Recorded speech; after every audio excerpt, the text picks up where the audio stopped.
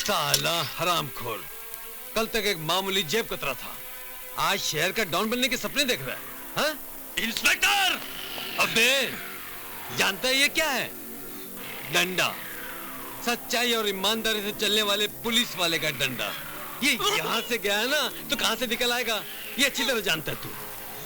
आंखें दिखाता है, कानून को आंखें दिखाता है साला, आंखें दिखाता है। इंस्पेक्टर, वर्दी का रोप किसको दिखाता है? ऐसी कितनी वर्दियां मेरे घर के सामने सुबह शाम पानी भरती है, झाड़ू मारती है, और तेरे को वर्दी का इतना ही गुरूर है तो मेरे को आजाद कर। और फिर देख, ऐसी वर्दी को तो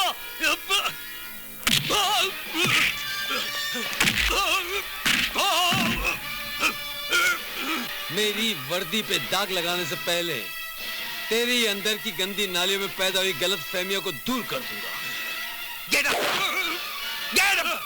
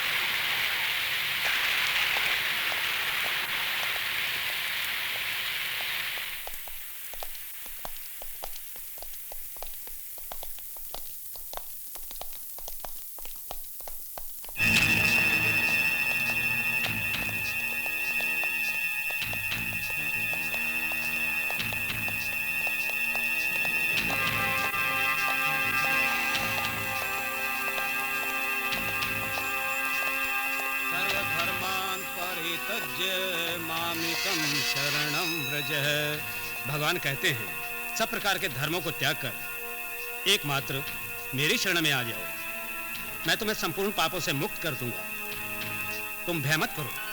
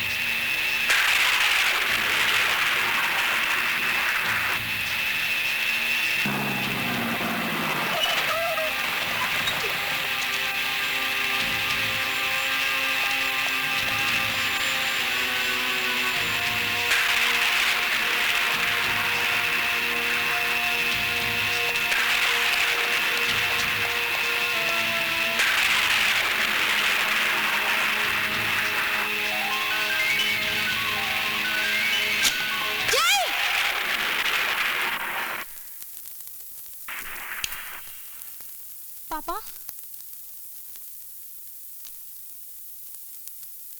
पापा, पापा वो लोग उसे मार डालेंगे। पापा, पापा मेरी जय को बचा लीजिए। पापा, पापा मेरी जय को बचा लीजिए। खबरदार जो दोबारा उसका नाम इस घर में लिया तो नहीं पापा, ऐसा मत कहिए।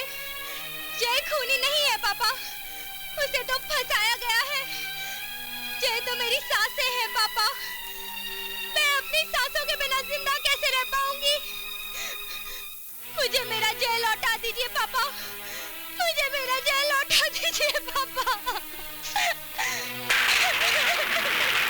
बेवकूफ लड़की, मर गया है वो तुम्हारे लिए। दुनिया की कोई भी ताकत अब उसे बचा नहीं सकती। उसे भूल जाने में ही तुम्हारी भलाई है, क्योंकि अदालत अपना फैसला सुना चुकी है। नहीं पापा, ये अदालत का फैसला नहीं था, ये तो आपका फैसला था। आपने ही मेरे जय को मुझसे छीन लिया। मैं आपको कभी माफ नहीं करूंगी पापा। Damn it.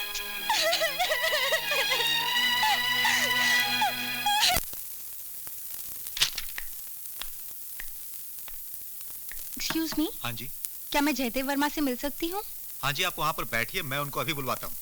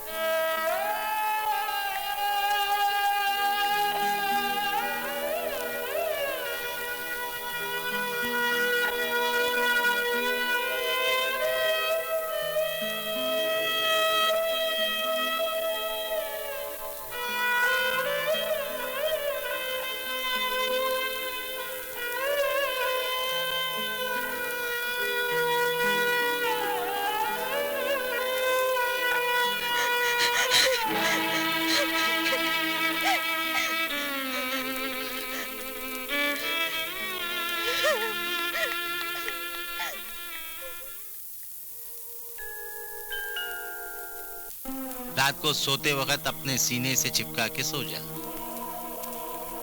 चल जा, चल। हट, हट। जा। और सुन। जी सरकार। आज के बाद तू इधर गलती से भी नजर आया ना, तो तू इस दुनिया को कभी नजर नहीं आएगा, समझा? जी सरकार। चल।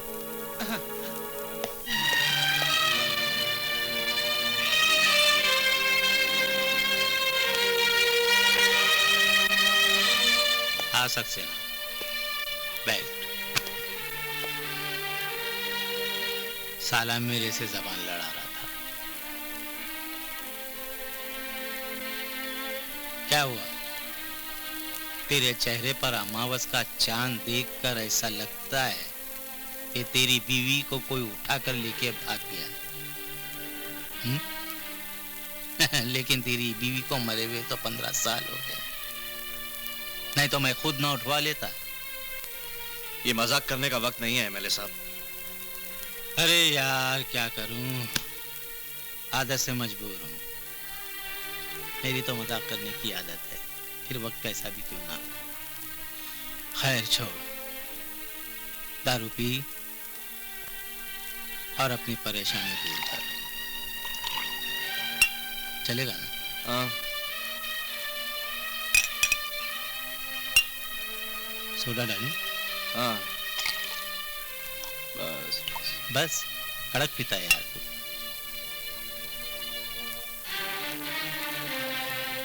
चीयर्स। मेरा जीना हराम कर रखा है, पूरे घर की शांति छीन ली है उसने। ये तू किसकी बात कर रहा है? जिसे आपके कहने से मैंने अदालत से सजा दिलवाई, लेकिन सजा वो नहीं, मेरी बेटी भुगत रही है। न जाने कब उस कमीने ने मेरी बेटी को अपने प्रेम जाल में फांस लिया था। क्या ये तेरी छोकरी उसके चुंगल में कब से आ गई है? कमाल का जमाना आ गया है सक्सेना। ये आजकल के लौंडे हैं ना, बहुत होशियार हो गए हैं।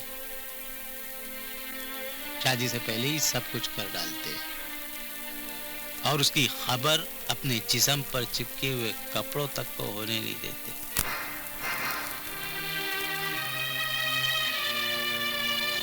खैर हटा छोड़, इसमें तेरे को परेशान होने की कोई जरूरत नहीं है।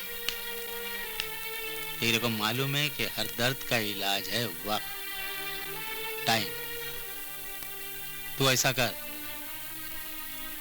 अपनी छोकरी को इस शहर से कुछ दिनों के लिए बाहर भेज दे। कुछ दिनों के बाद वो छोकरी इस छोकरे को भूल जाएगी, समझा कि नहीं?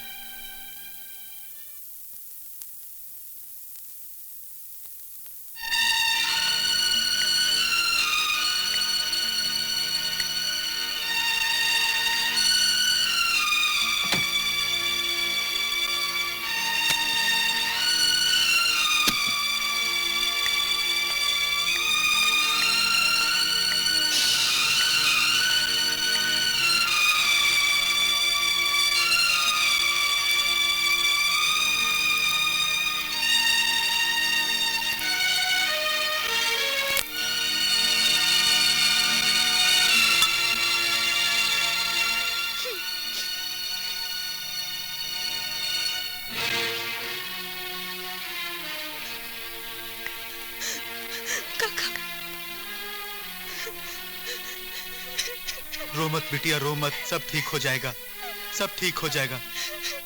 भगवान तुम्हें सदा सुखी रखे। हाँ बेटी। चलती हूँ काका।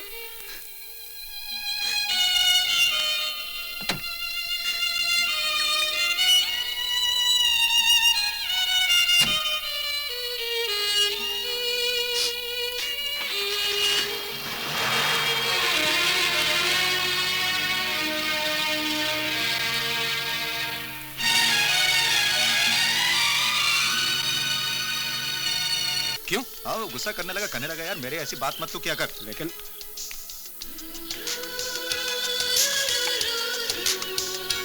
इसके बाप ने हमारे शिवा को 7 साल के लिए मुंह छिपाने के लिए मजबूर किया। मैं उसकी वो हालत करूंगा कि जिंदगी भर मुंह नहीं दिखा सकेगी। अरे अरे कौन है आप लोग?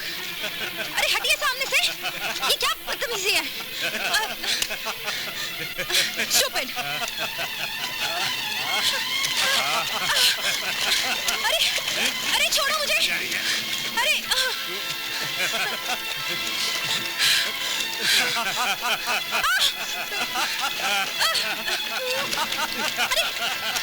अरे हटो, मुझे जाने दो।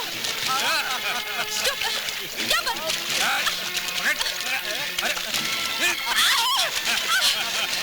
झकास। अरे हटो सामने से, जाने दो। कहाँ जा रही मेरी जान? अरे मेरा हाथ छोड़ो, छोड़ो मेरा हाथ।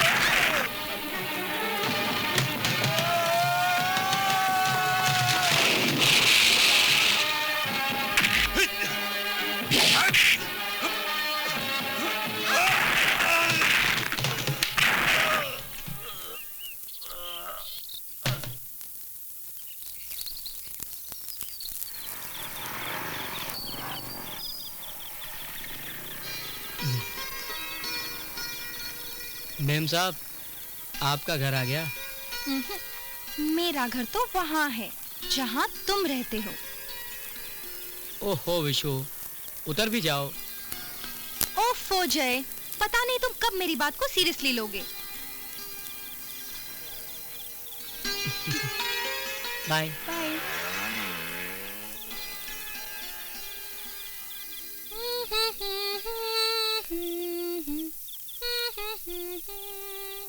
विशु,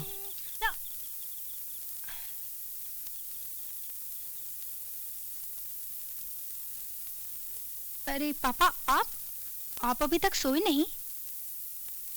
कौन था वो? कौन? मैंने पूछा कौन था वो? जय। पापा, मैं जय के बारे में आपको बताने ही वाली थी। क्या बताने वाली थी? कि तुम उससे प्यार करती हो, उससे शादी करना चाहती हो? पापा, जय एक अच्छा लड़का है। अच्छा, क्या करता है ये अच्छा लड़का? मैकेनिक है। मैकेनिक है। और तुम कौन हो? कौन हो तुम? जवाब दो। तुम इस शहर के मशहूर वकील सक्सेना की बेटी हो। देखो बेटी, अपने बाप की इज्जत सरेआम उछालकर उसे हमेशा के लिए शर्मिंदगी में जीने के लिए छोड़ देना तुम्हें अच्छा लगेगा? नहीं ना? इसलिए बेटा, मुझे वचन दो कि आज के बाद तुम उससे कभी नहीं मिलोगी। वचन दो बेटा। नहीं पापा। शाबाश, शाबाश बेटे।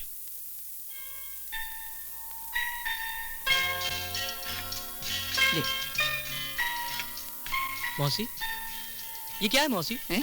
क्या है? आंखें कमजोर हो गई है तेरी? पकोड़े हैं, चख ले। तुम्हें मालूम है मौसी, मुझे पकोड़े अच्छे नहीं लगते। माँ, अगर इसे पकोड़े पसंद नहीं तो दूसरा कुछ बना के दे दो ना।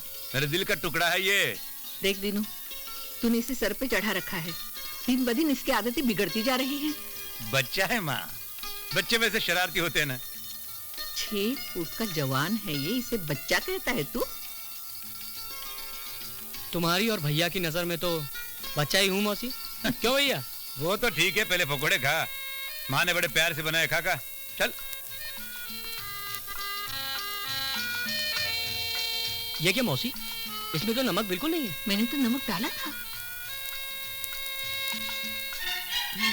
अच्छा, तू बेवकूफ बनाता है मुझे। देखती हूँ तुझे। क्या हुआ? अरे मौसी, मौसी, बैठो बैठो बैठो बैठो। क्या हुआ मौसी? क्या हुआ? मौसी, मौसी, मैं तो यूं ही मजाक कर रहा था। तू मजाक कर रहा था? हाँ। ये मजाक कर रहा था। मौसी को मजाक करना नहीं आता है क्या? मैं भी मजाक कर रही थी।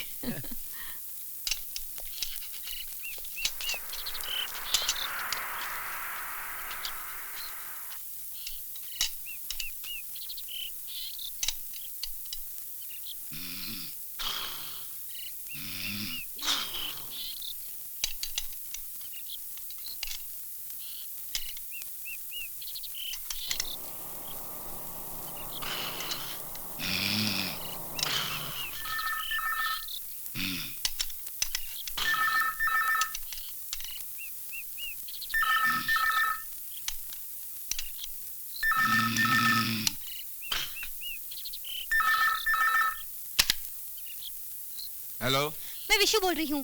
क्या मैं जय से बात कर सकती हूँ प्लीज? ए जय, तेरा फोन।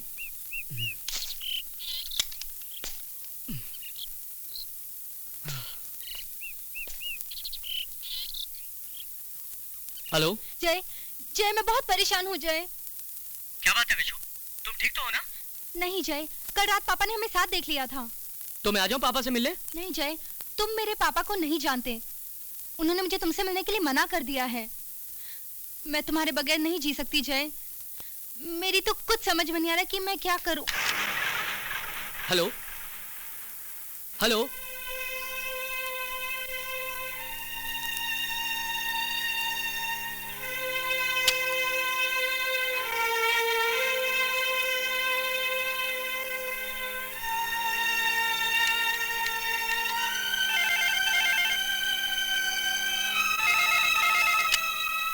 हेलो हेलो, क्या क्या हुआ? फोन पे उसका बाप था यार।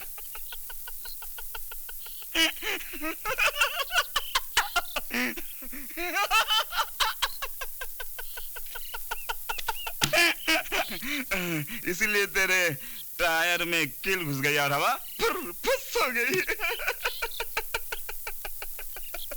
अरे यार, ए दोस्त, जब प्यार किया तो डरना क्या।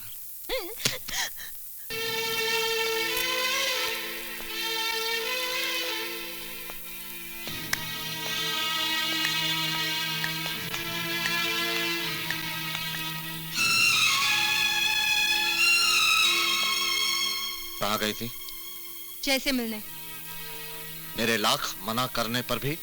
पापा, मैं जैसे प्यार करती हूँ उससे मिलती हूँ और मिलती रहूंगी।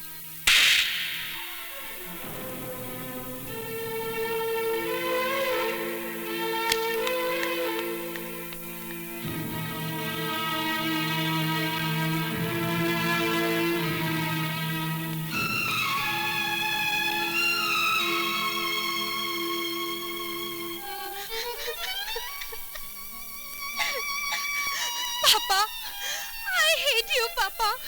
Papa, I hate you.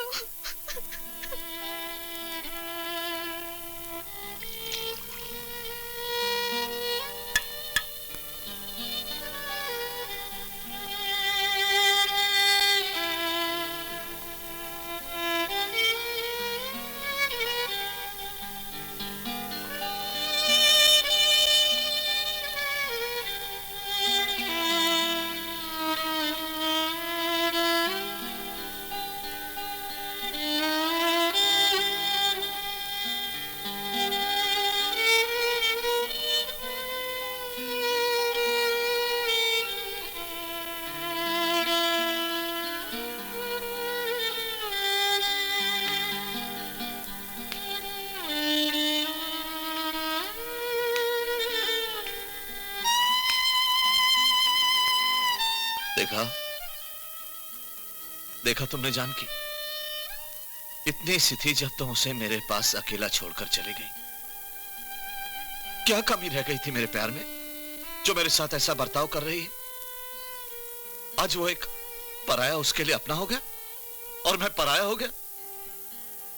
अब कैसे कैसे समझाऊं उसे? तुम ही बताओ जानकी, मैं क्या करूं?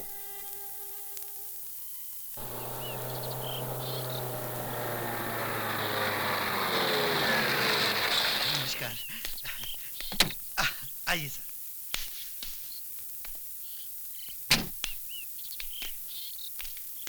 स्वागत है आपका, आइए। आप भी आए हैं? आइए सर।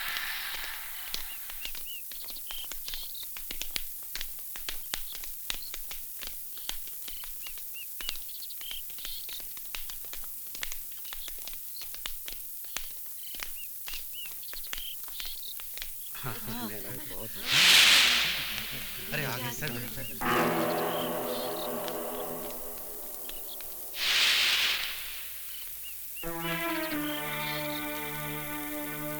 नमस्कार नमस्कार, आइए आइए।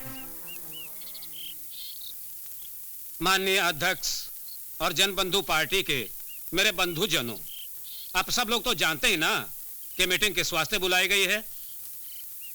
तो भैया, हमें यह बात बताने में बहुत खुशी होती है कि इलेक्शन आ गया है और हाई कमांड से यह आदेश आ चुका है कि इलेक्शन की तैयारी शुरू की जाए। और इसी वास्ते हाई कमांड से श्री द्वारकानाथ जी यहाँ पधारे हैं। अब इलेक्शन में तो ऐसा ना भैया, यह पहले वाली बात तो रही नहीं। अब जनता भी तो बहुत होशियार हो गई है ना, वो तो उम्मीदवार की कुंडली देख के ही उसे वोट देती है। तो इस बार हमें ऐसा उम्मीदवार चुनना है जो कि गरीबों का दुख दर्द समझ सके। जी आपका फोन। हेलो साहब जी, वो चर्चगेट और मरीन लाइन वाले भिखारी हफ्ता देने से मना कर रहे हैं। तो उनके पैर काट दो। साहब जी, उनके पाँव तो हमने पहले ही कटवा दिए हैं भीख मांगने के लिए। तो उनके हाथ काट दो, भीख ज्यादा मिलेगी। जी साहब जी। तो हम कह रहे थे कि गरीबों का दुख दर्द समझने वाला ही नहीं बल्कि बेघरों को घर देने वाला भी हो। हेलो साहब जी, वो माता झोपड़पट्टी के लोग झोपड़ियां खाली करने से मना कर रहे हैं। तो उनको आग लगा दो, अपने आप खाली हो जाएगी। और सुनो, दोबारा फोन नहीं करना। तो भैया हमें ये कहने में बहुत खुशी होती है कि हमने ऐसा उम्मीदवार चुन लिया है, श्री दादू भाई वाघमारे। हेलो। हाँ साहब जी, एक महिला आपसे मिलना चाहती है। कहती है म्युनिसिपैलिटी में हो रही महिलाओं की भर्ती में उनके साथ इंसाफ नहीं हुआ। क्या उम्र है उसकी? यही कोई 20-22 साल। अबे घनचक्कर, 20-22 साल की उम्र की महिला नहीं होती है, कन्या होती है। उसे ऑफिस में बिठा के रख, मीटिंग खत्म होते ही मैं पहुंचता हूँ। जी सर। समझा के नहीं? समझ गया साहब जी। अब श्री दादू भाई वाघमारे इन सभी गुणों से भरपूर हैं और श्री दादू भाई तो गरीबों और लाचारों के मसीहा हैं। तो बोलो दादू भाई जिंदाबाद, दादू भाई जिंदाबाद, दादू भाई जिंदाबाद, दादू भाई जिंदाबाद। तो अध्यक्ष महोदय, फैसला हो गया। अब आप दादू भाई के नाम पर मोहर लगा ही दें। ठहरिए अध्यक्ष महोदय, किसी भी महत्वपूर्ण निर्णय पे पहुंचने से पहले मैं आपसे कुछ कहना चाहूंगी। अब फैसला तो हो गया ना, अब कहने की क्या बात रही? कहने को बहुत कुछ बचा है। मुझे लगता है पार्टी उम्मीदवार का चयन इतनी जल्दबाजी में करना उचित नहीं होगा। आपको जो कुछ कहना है यहाँ आकर कहिए। थैंक यू अध्यक्ष महोदय।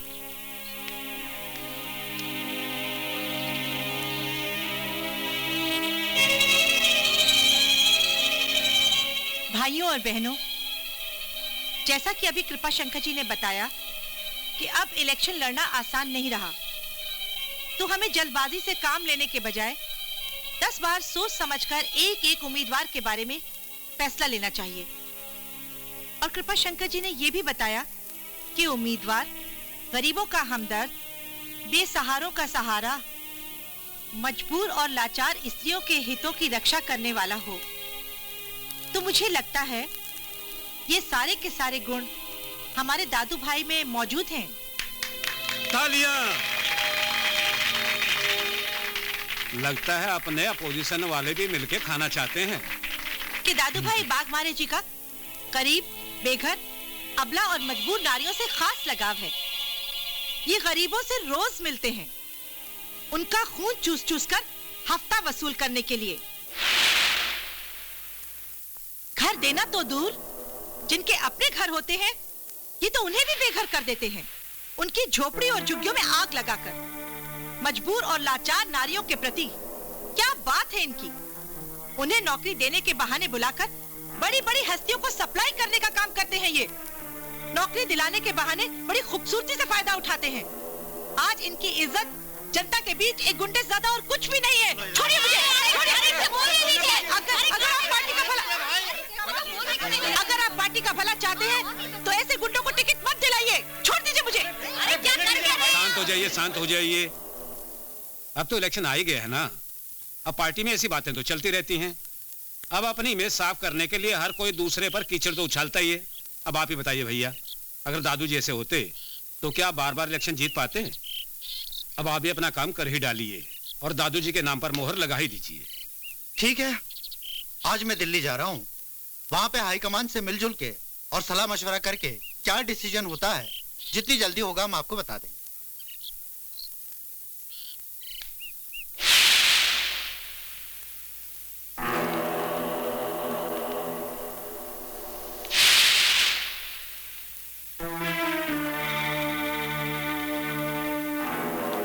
इसमें इतना परेशान होने की कोई बात नहीं ना दादू भाई।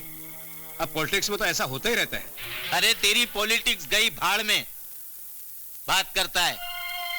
ये सब तेरे ही कारण हुआ है कृपा शंकर। तेरे ही बहकावे में आकर मैंने ये मीटिंग रखी और हुआ क्या?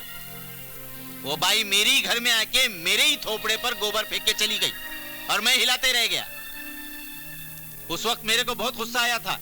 मां कसम, अगर उस वक्त मेरे हाथ में मोबाइल की जगह रिवॉल्वर होता ना तो अब तक उसकी तस्वीर दीवार पर लटकी होती। तो हमें क्या पता था कि ऐसा कुछ होगा। हम तो ये सोच के यहाँ मीटिंग बुलाए ताकि कोई अपना मुंह ना खोले। अब पता नहीं है देवी जी कौन ठर्रा लगाई थी, लेकिन एक बात हमारी समझ में नहीं आई दादू भाई। क्या? देवी जी हम का बदनाम कर रही हैं, ये तो हम समझ रहे हैं, पर ई तरफदारी किसकी कर रही हैं, ये अभी तक हमारी खोपड़िया में नहीं आ रहा है ना। अरे बाप रे, अभी तक नहीं मालूम है? अरे मैंने तो सुना है कि बिहार के लोग माँ के पेट से पॉलिटिक्स सीख कर आते हैं, मगर तुम तो एकदम बुद्धू का बुद्धू निकला कृपा शंकर। शर्मा। जी साहब जी। साहब जी करता है। पता करिए बाइक कृष्ण कन्हैया बनकर किस अर्जुन की सारथी बनने जा रही है। डॉक्टर दिनकर पांडे? हाँ, डॉक्टर दिनकर पांडे को पब्लिक भी बहुत चाहती है और ऐसे आदमी को पार्टी का उम्मीदवार बनाने से हमारी पार्टी को बहुत फायदा ही होगा। हाँ, देखिए, कोशिश करना हमारा काम है। हाँ, ठीक है, मैं पार्टी वर्कर्स को आज ही उनसे मिलने के लिए भेज देती हूँ।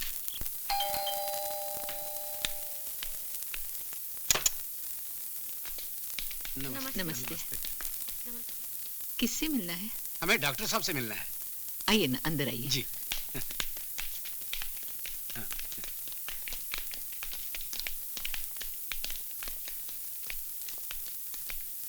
बैठिए ना, मैं डॉक्टर साहब को बुला के लाती हूँ। जी। बैठिए।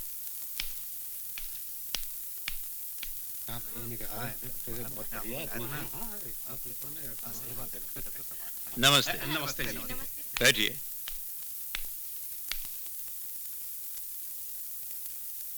कहिए। डॉक्टर साहब, हम लोग जनबंधु पार्टी के कार्यकर्ता हैं। खास तौर पर माया दीदी के कहने पर हम आपसे मिलने के लिए आए हैं। अच्छा, तो कहिए, मैं आपके लिए क्या कर सकता हूँ?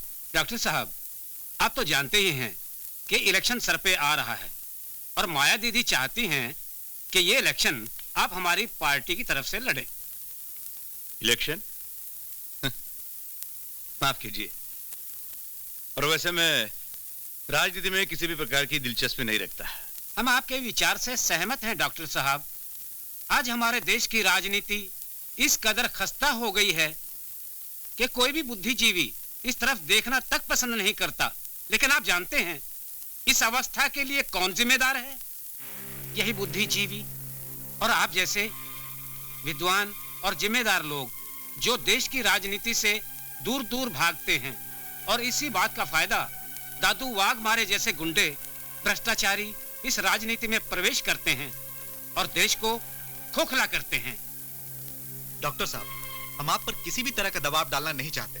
बस इतना चाहते हैं कि इस मुल्क को आप जैसे सच्चे और नेक इंसान की सख्त जरूरत है। बस इतना ही कहना चाहेंगे। अब फैसला आपके हाथ में।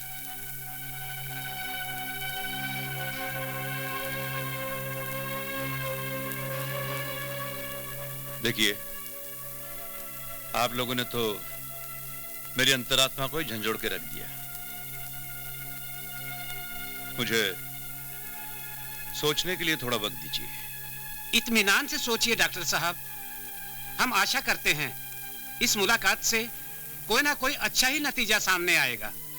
अच्छा, नमस्ते। नमस्ते। चलते हैं।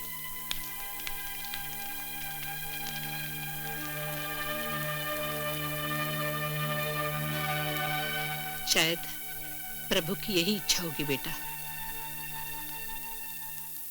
टिकट मेरे सिवा किसी को नहीं मिल सकती है। टिकट मिली तो समझो जीत मेरी है।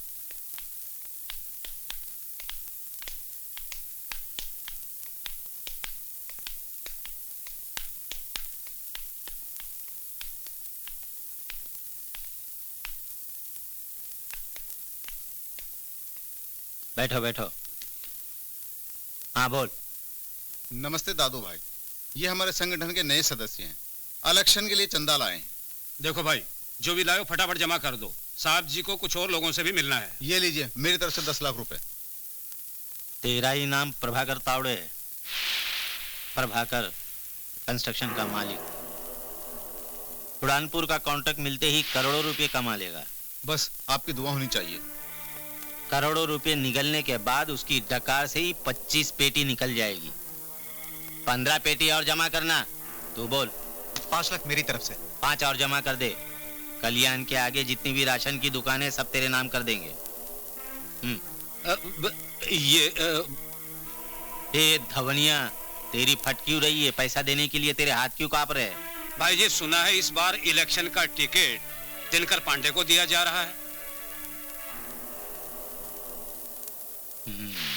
तू मेरे को जानता है क्या? मेरा नाम दादू वाघ मारे है। तू सोचता होगा मैंने जिंदगी में बहुत वाघ मारे होंगे, लेकिन आई शपथ सांगतो है आज तक एक भी वाघ नहीं मारा। लेकिन जो मेरे साथ छल कपट करता है ना, उसको मैं तड़पा तड़पा के मारता है। बात समझ में आई कि नहीं? हाँ, इसको समझा। अगर नहीं समझा तो फिर समझाना पड़ेगा। बाद में मैं मुंह से नहीं समझाता है, तलवार से समझाता है, AK-47 से समझाता है। चल।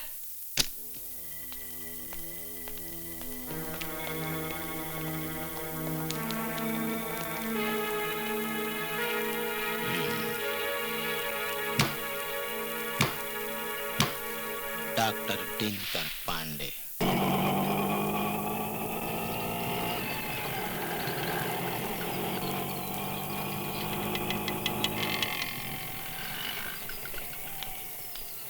नमस्ते।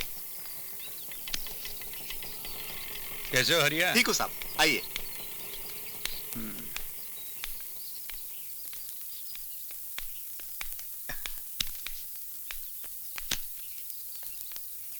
अब कैसी तबीयत है चाची? अभी ठीक है बेटा, थोड़ा सा।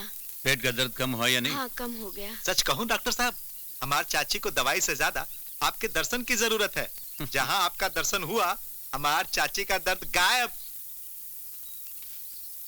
फिर भी समय समय पर दवा पानी चेक करो, और ये 200 रुपया लो, और बाकी की दवा जो मैंने लिख दी थी उसे ले आना।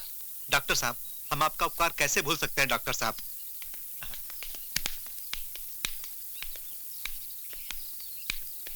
डॉक्टर साहब मुझे माफ कर दो, मुझे माफ कर दो। अरे मंगल, ये क्या कर रहे हो? डॉक्टर साहब, शराब के नशे में मैंने ना जाने क्या क्या बुरा भला कह दिया आपको। बाद में मुझे एहसास हुआ कि मैंने बहुत बड़ा पाप किया है। देखो मंगल, शराब के नशे में तुमने मुझे भला बुरा कहा, इस बात का मुझे बुरा नहीं लगा, लेकिन शराब के नशे में तुमने अपने बीवी पे हाथ उठाया, ये मुझे अच्छा नहीं लगा। मंगल, शराब घर परिवार को बर्बाद कर देती, तबाह कर देती है। हो सके तो इसे दूर रहने की कोशिश करो। डॉक्टर साहब, भगवान को तो मैंने नहीं देखा, लेकिन मैं आपकी कसम खा के कहता हूँ कि अब मैं शराब को हाथ नहीं लगाऊंगा। डॉक्टर साहब, आपने तो हम सब लोगों की जिंदगी ही बदल दी। आपके कहने के मुताबिक हम सब ने मिलके देखिए बस्ती को कैसे साफ सुथरा कर दिया है ना। ये तो अच्छा ही हुआ। बीमारी से दूर रहने का इससे अच्छा और कौन सा तरीका हो सकता है? बीमारी की जड़ तो गंदगी होती है। हम सब गंदगी फैलाते हैं, बीमार पड़ जाते हैं, और हमारी मेहनत की कमाई में से आधी से ज्यादा कमाई हम इलाज पे खर्च करते हैं। इसलिए हमारे आसपास का इलाका साफ सुथरा होना बहुत जरूरी होता है। इससे बीमारियां दूर रह जाती है, और उस बीमारी के इलाज पे होने वाला खर्च भी बच जाता है। चलो, ये तो खुशी की बात है कि आप लोगों ने सही दिशा में कदम उठाया है। अब आप लोगों के लिए भी मेरे पास एक खुशखबरी है। अदालत ने हमारी अपील मंजूर करके फैसला भी हमारे पक्ष में किया है। अब आपके घर कोई भी तोड़ दे सकेगा, और ना ही तो आपको यहां से कोई हटा सकेगा।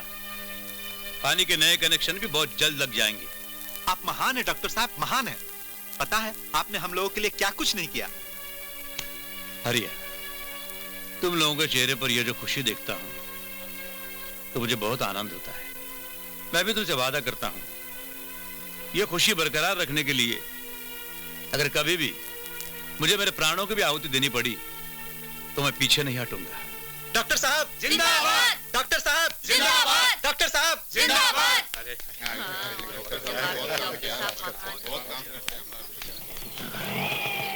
अच्छा, नमस्ते, चलो। अमेरिकी राष्ट्रपति श्री बिल क्लिंटन की भारत यात्रा के बाद रूसी राष्ट्रपति की प्रस्तावित भारत यात्रा आज अंतर्राष्ट्रीय समुदाय के लिए चर्चा का विषय बनी रही। रूसी राष्ट्रपति श्री व्लादिमीर पुतिन ने संवाददाताओं से बातचीत करते हुए कहा कि किसी भी राष्ट्र के अंदरूनी मामले में हस्तक्षेप करके आतंकवाद फैलाना निंदनीय है। इधर एक महत्वपूर्ण घटना में विधानसभा की एक रिक्त सीट के लिए जनबंधु पार्टी ने अपने उम्मीदवार की घोषणा कर दी है। जनबंधु पार्टी के प्रवक्ता ने आज हमारे संवाददाता को बताया कि इस रिक्त सीट के लिए शहर के एक समाज सेवक और नामचीन डॉक्टर दिनकर पांडे को टिकट दी गई है।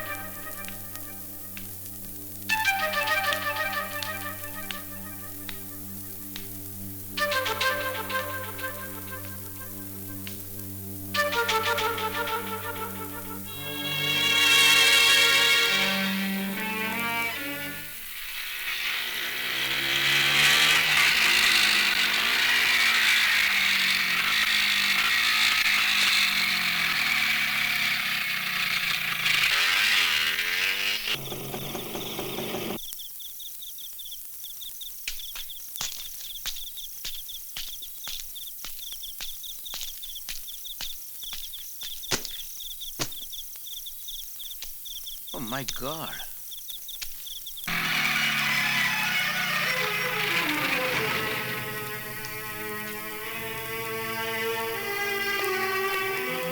जय, अच्छा हुआ तू आ गया बेटा। क्या हुआ मौसी? एक आदमी आया था, तेरे भैया को बुला कर ले गया, लेकिन शक्ल सूरत से अच्छा नहीं लग रहा था। देख मैं तो डर गई हूँ, दिनकर को कुछ हो गया तो। तू डर मत मौसी, मैं अभी देखता हूँ भैया को।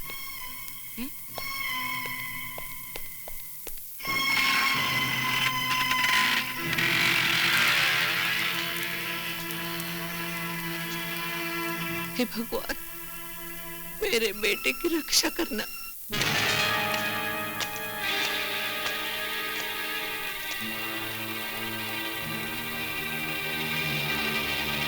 उसकी हालत काफी गंभीर है, इसे अस्पताल ले जाना पड़ेगा। आइए इधर हाथ लगाइए। हाँ चलो हाँ चलो भाई, चलो ले चलो।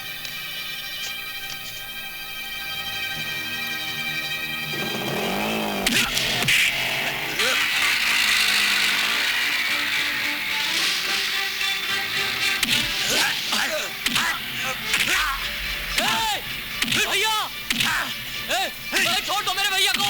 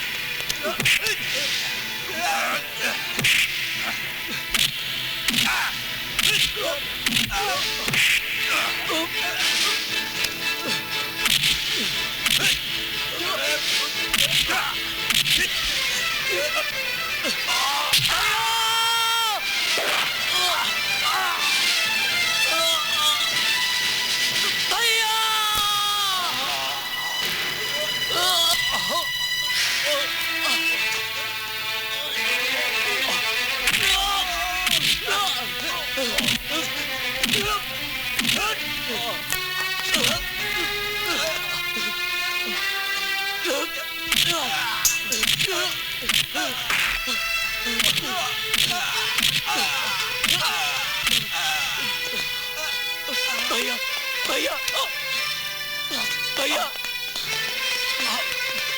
भैया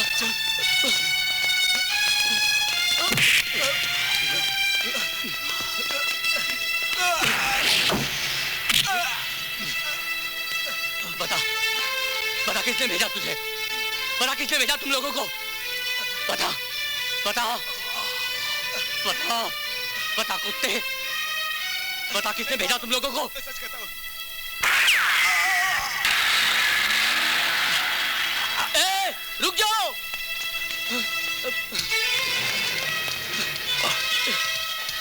भैया भैया भैया बताओ कौन थे वो लोग? भैया बताओ कौन थे वो लोग?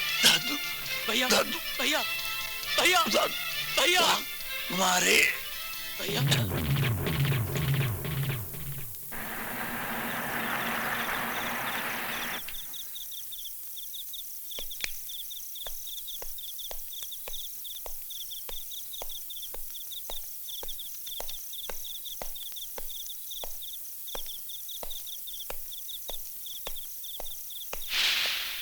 आओ खान साहब आओ, देखो कितनी बेसब्री से हम तुम्हारा इंतजार कर रहे हैं। सब कुशल मंगल तो है ना? हाँ होगा क्यों नहीं। खान जो बैठा तुम लोगों की जूती साफ करने के लिए। क्या बात है खान साहब, आज आपके तेवर कुछ। मैं पूछता हूँ डॉक्टर की हत्या करने की क्या जरूरत थी? लो जनाब फरमा रहे हैं कि उस सांप का सर कुचलने की क्या जरूरत थी? तो डसने देता फुस। सांप का जहर उसके दांतों में होता है, बदन में नहीं। इंस्पेक्टर साहब अब जो भी कहना साफ साफ कह डालिए ना। आज का अखबार पढ़ा है तुमने? डॉक्टर दिनकर पांडे की हत्या की खबर सब अखबारों ने सुर्खियों में छापी है। तो उससे क्या फर्क पड़ता है? ये अखबार वाले किसी की बीवी किसी रिक्शा वाले के साथ भाग गई ना, तो उसे भी सुर्खियों में छाप देते हैं। डॉक्टर दिनकर पांडे कोई मामूली आदमी नहीं था। वो जहर तमाम जनता के गले का हार बन चुका था। और जिस गर्मजोशी से अखबारों ने इस खबर को उछाला है ना, उतनी ही गर्मजोशी से इस केस की तहकीकात भी होगी। तहकीकात? तो तेरे को यहाँ किस लिए पाल रखा है? यहाँ के मुफ्त की विलायती दारू और बोटी तोड़ने के लिए? यानी आपने मुझे अपने टुकड़ों पर पलने वाला पालतू कुत्ता समझ रखा है। टुकड़ों पर पलने वाला नहीं, हमारी हिफाजत करने वाला। हिफाजत करने वाले कुत्ते के भी दांत होते हैं। हाँ, लेकिन अपने मालिक को काटने के लिए नहीं होते। और जो कुत्ता काटता है वो पागल हो जाता है।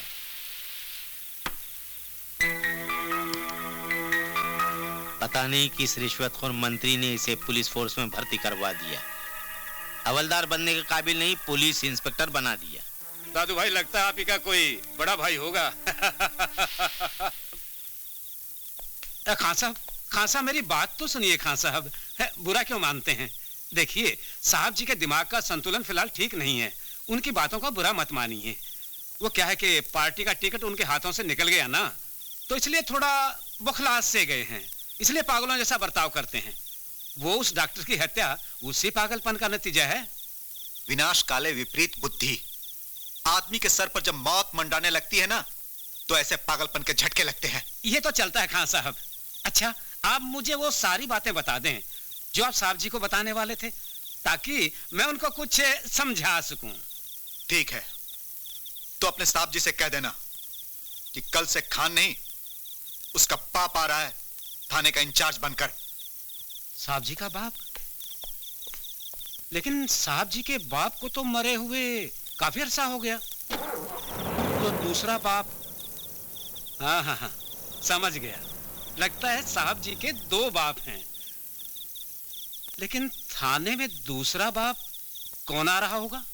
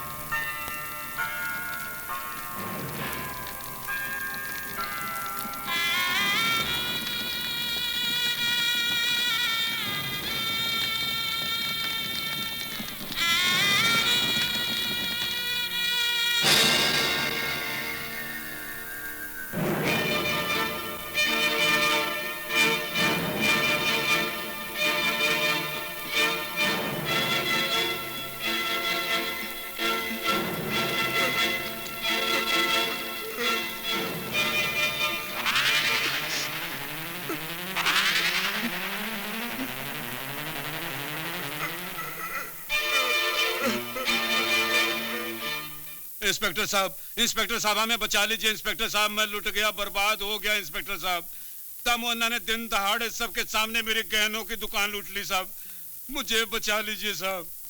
क्या कहा तुमने? दामोन्ना ने तुम्हारी दुकान लूट ली? हाँ साहब, मेरी जिंदगी भर की कमाई 1 मिनट में लूट के ले गया साहब। आप उसे फौरन गिरफ्तार कर लीजिए साहब।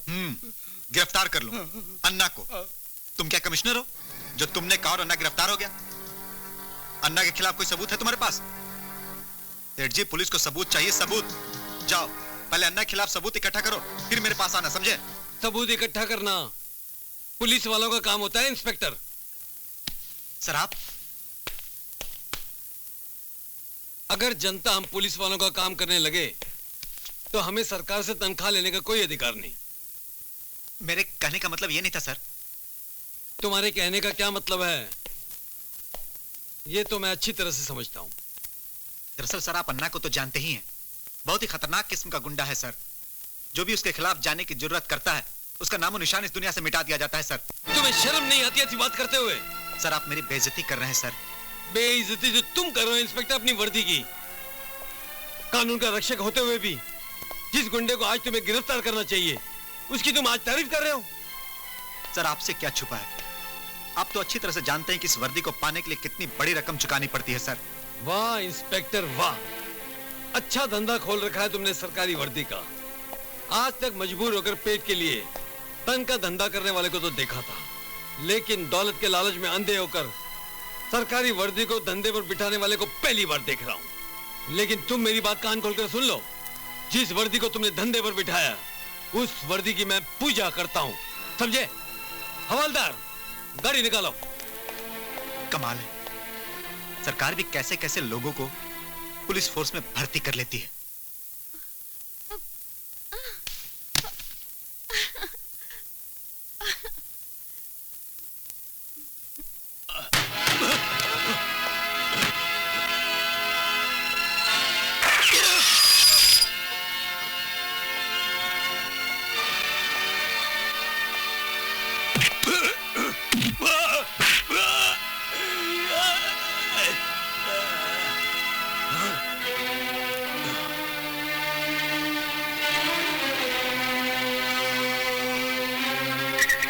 साला हरामखोर, कल तक एक मामूली जेब कतरा था, आज शहर का डॉन बनने के सपने देख रहा है, हाँ? इंस्पेक्टर! अबे, जानता है ये क्या है? डंडा। सच्चाई और ईमानदारी से चलने वाले पुलिस वाले का डंडा। ये यहाँ से गया है ना, तो कहाँ से निकल आएगा? ये अच्छी तरह जानता है तू। आंखें दिखाता है, कानून को आंखें दिखाता है साला, आंखें दिखाता है।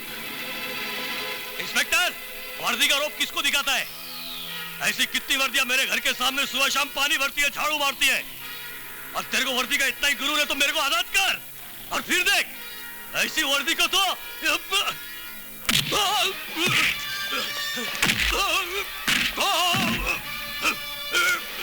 मेरी वर्दी पे दाग लगाने से पहले तेरी अंदर की गंदी नालियों में पैदा हुई गलत फहमियों को दूर कर दूंगा।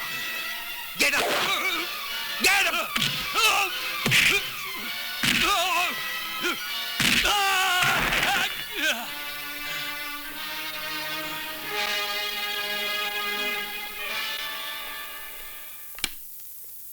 लीजिए, आप अपनी कार्रवाई पूरी कर दीजिए।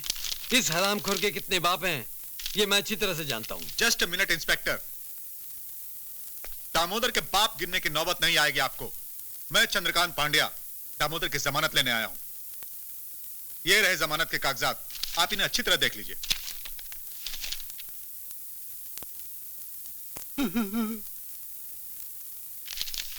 हवालदार जी साहब। दामोदर को छोड़ दो। ये आप क्या कर रहे हैं इंस्पेक्टर साहब? एक मुजरिम को यूं ही रिहा कर रहे हैं? मैं लुट जाऊंगा सर, बर्बाद हो जाऊंगा। आई एम सॉरी सेठ जी, कोर्ट ऑर्डर के आगे मैं क्या कर सकता हूं? अब तू सही बोला इंस्पेक्टर, तेरा घाव मैं याद रखूंगा और जाते जाते एक नसीहत देकर जाऊंगा। तालाब के मछुआरे सागर के मगरमच्छ को पकड़ने की कोशिश कभी नहीं करते, तू भी मत करना, वरना तेरा मैं वो हशर करूंगा कि सारा पुलिस डिपार्टमेंट कांप उठेगा। Get out, get out you.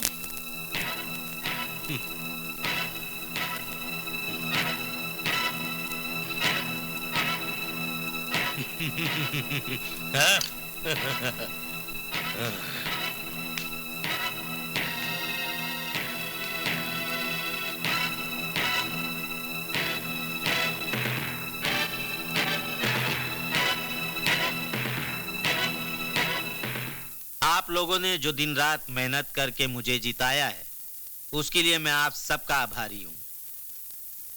बधाई हो एमएलए साहब। बधाई। अब आप एमएलए बन गए, आपको कैसा महसूस हो रहा है? बहुत अच्छा महसूस हो रहा है। ऐसा लगता है कि अब हिंदुस्तान बहुत तरक्की करेगा। जरूर करेगा, लेकिन आप इस पर एमएलए बने हैं, कल को आप चीफ मिनिस्टर भी बनेंगे, तो आप इस देश के लिए क्या अच्छा क्या बुरा सोचते हैं? हम लोग सिर्फ अच्छा सोचते हैं, बुरा कभी सोचा ही नहीं है। आज तक हमने अच्छा ही किया है, और आज जो हमारी जीत हुई है वो सत्य की जीत हुई है और बुराई की हार हुई है। दादू भाई जिंदाबाद! दादू भाई जिंदाबाद! दादू भाई जिंदाबाद!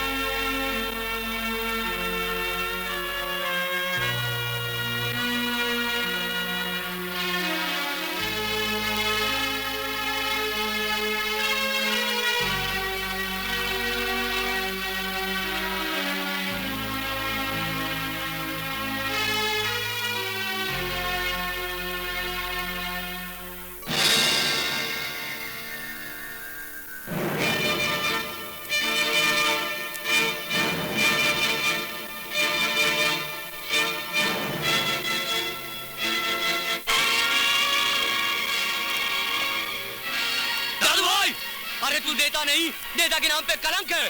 बाहर आ। अरे क्या बिगाड़ा था मेरे भाई ने तुम्हारा, जो इतनी बेरहमी से तुमने उसे मार डाला? रामू, शामू, कहाँ हो सब? पकड़ लो इसे। छोड़ो, छोड़ो मुझे, छोड़ो। तू तो मेरा नाम जानता है, मेरा नाम दादू वाघमारे। क्या? दादू वाघमारे। तू सोचता होगा कि मैंने जिंदगी में बहुत वाघ मारे, लेकिन मां कसम आज तक एक भी वाघ नहीं मारा। लेकिन हाँ, जिसने मेरे साथ ऊंची आवाज में बात किया,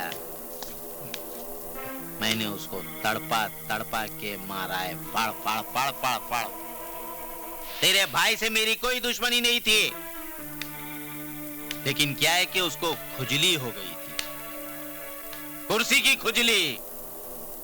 और ये खुजली जब लगती है तो बड़े बड़े फड़फड़ा जाते, पागल हो जाते। पागल तो तू हो गया है दादू भाई।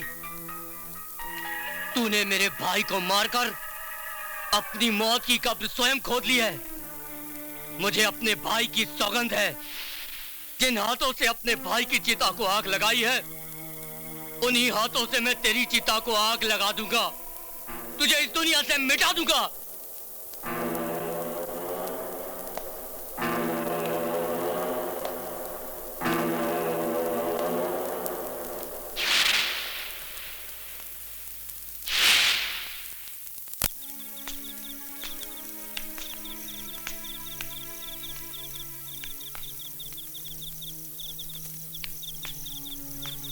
देखो जय, मौसी का इस तरह तुम्हें रोकना अपनी जगह पर शायद ठीक ही है। तीनों भैया के साथ जो कुछ भी हुआ है, उसे देखकर मौसी का टूट जाना स्वाभाविक है। और फिर अब तुम्हारे अलावा उनका इस दुनिया में है ही कौन।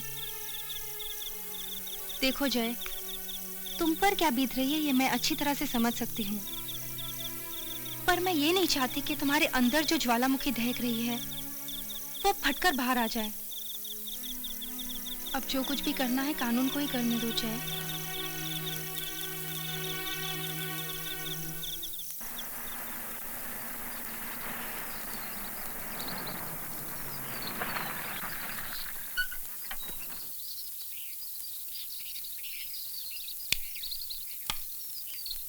भाई, इंस्पेक्टर मिलने को आया। हाँ, नहीं दे। सॉरी।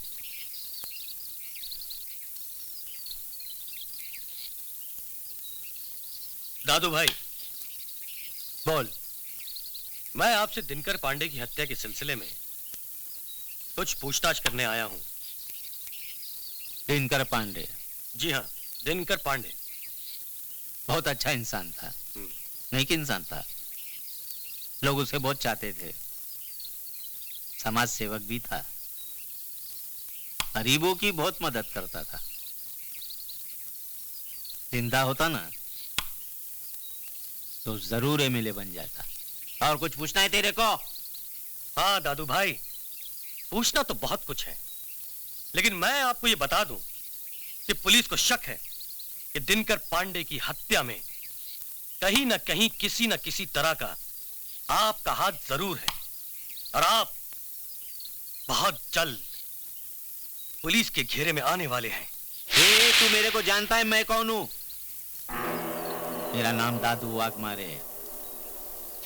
तू सोचता होगा मैंने जिंदगी में बहुत वाघ मारे, लेकिन आज शपथ सांगतो है, एक भी वाघ मैंने नहीं मारा, एक भी वाघ नहीं मारा। लेकिन हाँ, जिसने भी मेरे दामन पर कीचड़ उछालने की कोशिश की, उसका अंजाम क्या होता है वो मैं तो क्या, ऊपर बैठा परमात्मा भी नहीं जानता। समझा क्या?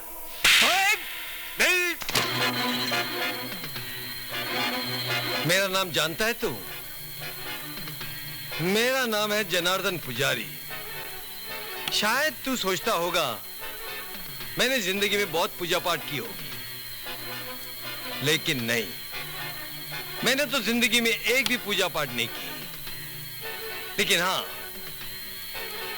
इस देश के कानून के साथ खिलवाड़ करने वाले का मैं क्या हाल करता हूं? हाँ, हवन करता हूं। शायद तू ये नहीं जानता, दादू भाई वाघमरे, अगर मैं चाहूं तो तुझे इसी वक्त घसीटकर हवालात में बंद कर सकता हूं, लेकिन नहीं, मैं तुझे गिरफ्तार करने नहीं आया हूं। मैं तो तेरे गले का माप लेने आया ताकि तुझे फांसी पर चढ़ा सकूं। मैं तुझे डॉक्टर दिनकर पांडे का खून इतनी आसानी से हजम करने नहीं दूंगा। चल।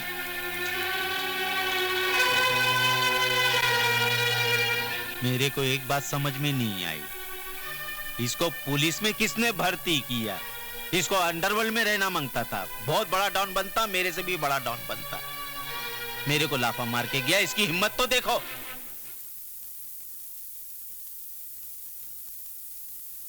हेलो, हाँ जी, शर्मा बोल रहा हूं, मंत्री जी से बात करनी है।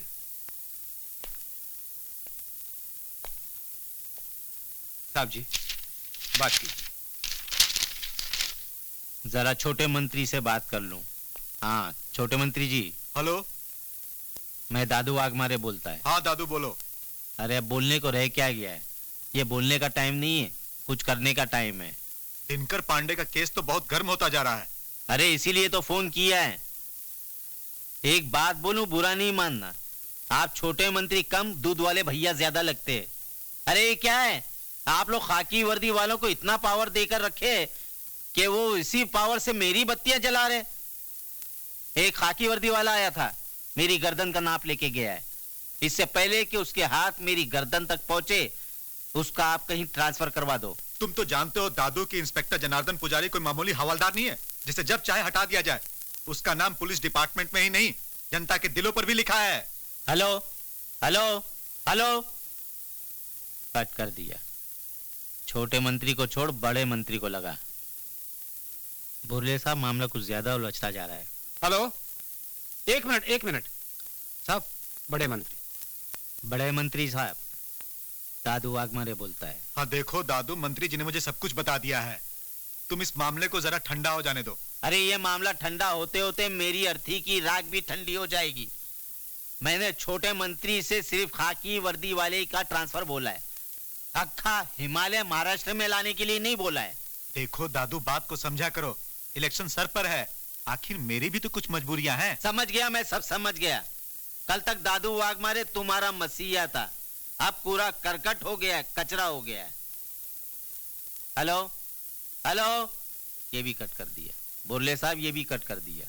एक एक कुत्ते लोग हैं ये लोग, ऐसे टाइम पर हमारा साथ नहीं देते जब हमारी मुसीबत का टाइम आया, और माल खाने के लिए बहुत आगे आगे आ जाते हैं।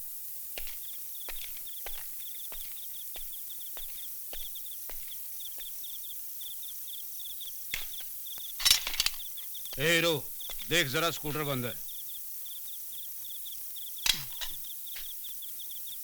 क्या है भाई?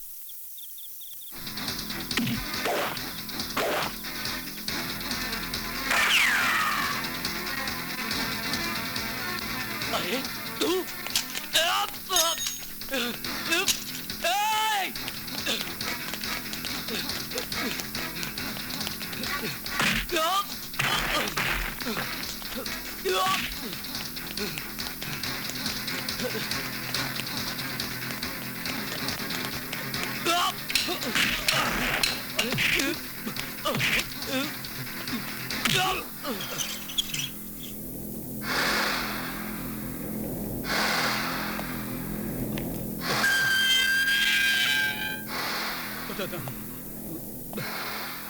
दादू वाघमारे। दादू भाई जिंदाबाद, दादू भाई जिंदाबाद, दादू भाई जिंदाबाद, दादू भाई जिंदाबाद, दादू भाई जिंदाबाद।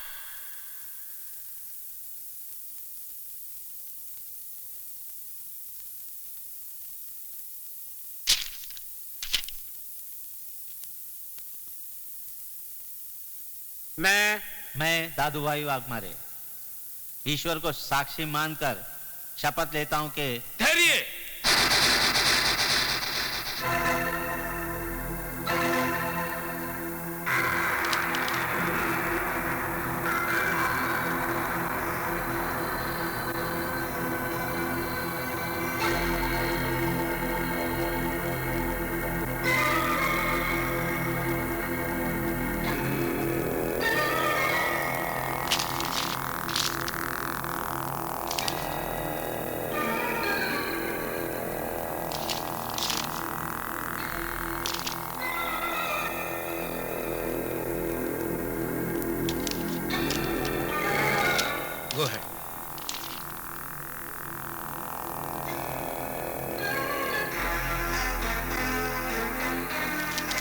You are under arrest. बहुत भारी पड़ेगा इंस्पेक्टर।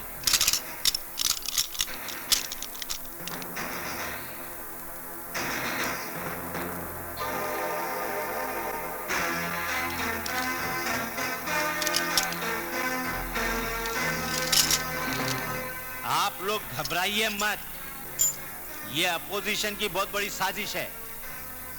मैं बहुत जल्दी वापस आ रहा हूं, मेरा इंतजार करते रहना।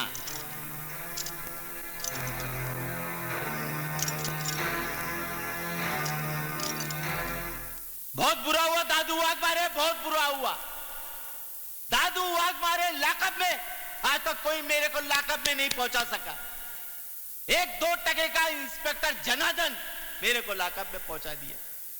कितना बड़ा पहाड़ टूटा है मुझ पर, मेरी तो इज्जत का फजीता हो गया, मैं तो कहीं का नहीं रह गया। साला 10-10 वकील रखा हूं, 10-10 वकील रखा हूं, लेकिन एक भी वकील काम का नहीं है। कोई मेरी जमानत लेके नहीं आ रहा है। कहां मर गए काले कोट वाले सब, किधर मर गए सब? दादू भाई, हाँ आपकी जमानत हो चुकी है, आप बाहर चलिए। क्या बोलता है? हाँ जी। एकदम सही बात है। हाँ साहब। अगर गलत हुआ तो तेरी जिंदगी की जमानत जब्त करवा दूंगा। चल। जी साहब। किधर है वो जनार्दन? शाबाश इंस्पेक्टर जनार्दन, शाबाश।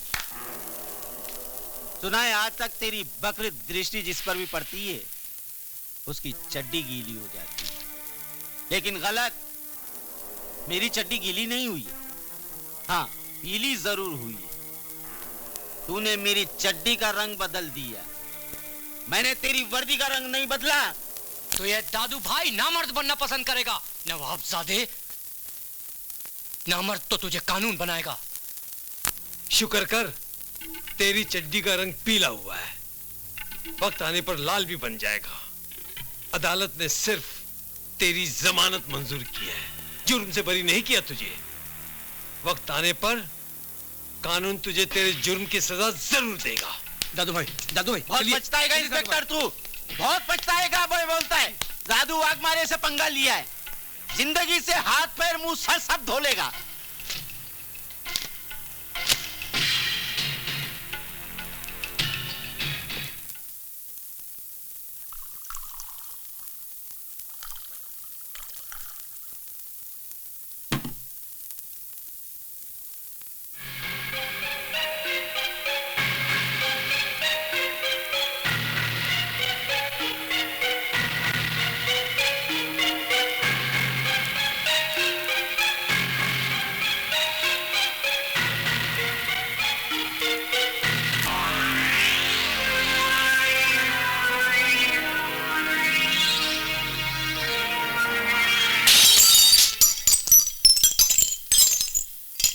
हेलो अन्ना, कैसा है? दादू बोलता है दादू। अरे पहले मेरी बात तो सुन यार, जिसने तेरी लुंगी गीली की है ना, उसी ने मेरी चड्डी पीली कर दी है। अरे मेरे बाप, ये उसी के बंदोबस्त के लिए तो मैंने तेरे को फोन किया है। देख अन्ना, दुश्मनी निभाने के लिए सारी उम्र पड़ी है, ये वक्त दोस्ती निभाने का है। तू मेरा एक काम कर, छोटा सा काम है, बदले में तू चाहे मेरे सारे धंधे ले ले। दादू वाघमारे एक बार वादा करता है तो पूरा करेगा, तेरे को मालूम है। तो सुन, इंस्पेक्टर की कमजोरी का पता चल गया है मेरे को, तू वो कमजोरी मेरे तक पहुंचा दे। उसका बेटा, हाँ, उसका इकलौता बेटा। मामा मुझे एक कहानी सुनाओ ना। कहानी सुनाओ? कहानी सुनने के बाद चुपचाप सो जाओगे? हाँ। अच्छा, एक था राजा। मुझे राजा वाली ना सुने, कोई और सुनाओ। दूसरी सुननी है? एक गांव था, गांव के बाहर एक काली शक्ल वाला दुष्ट राक्षस रहता था, और वो पता है क्या करता था? जो बच्चे रात को देर तक जागते थे ना, उन्हें उठाकर ले जाता था। मम्मी दरवाजा मत खोलना। अरे बेटा, पापा आए होंगे। नहीं, वो राक्षस आया होएगा, मुझे उठा के ले जाएगा। चल डरपोक कहीं का, उठ, अभी आई।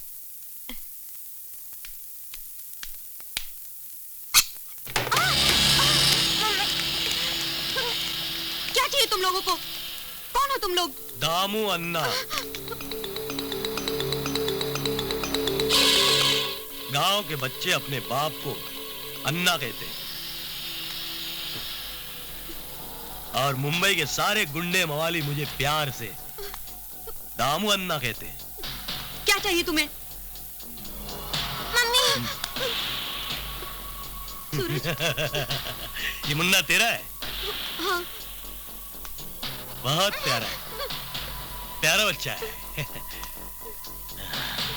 मैं बच्चों से बहुत प्यार करता हूँ। आज की रात ये बच्चा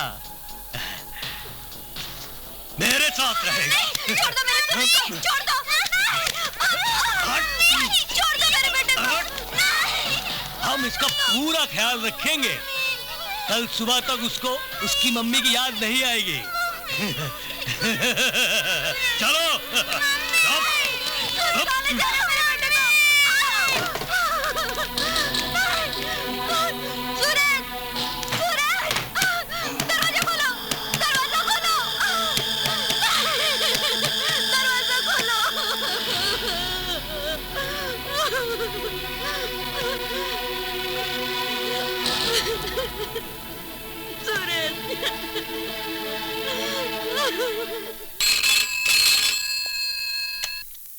हेलो इंस्पेक्टर, वो शायद मेरा नाम जानता है, दादू वाघमारे। तू सोचता होगा मैंने जिंदगी में बहुत वाघ मारे, लेकिन माँ कसम मैंने आज तक एक भी वाघ नहीं मारा। लेकिन हाँ, जिसने मेरे साथ पंगा लिया मैंने उसको तड़पा तड़पा के मारा। फाड़ फाड़ फाड़ फाड़। हाँ, तूने मेरी चड्डी का रंग बदल दिया। मैंने भी अपना वादा पूरा किया, तेरे जिगर के टुकड़े किए, मतलब तेरे मासूम बेटे के छोटे छोटे टुकड़े कर दिए। उसकी माँ अपने बेटे के छोटे छोटे टुकड़े देखकर रो रो कर तड़प तड़प कर मर गई। माँ कसम मेरे को ये अच्छा नहीं लगा।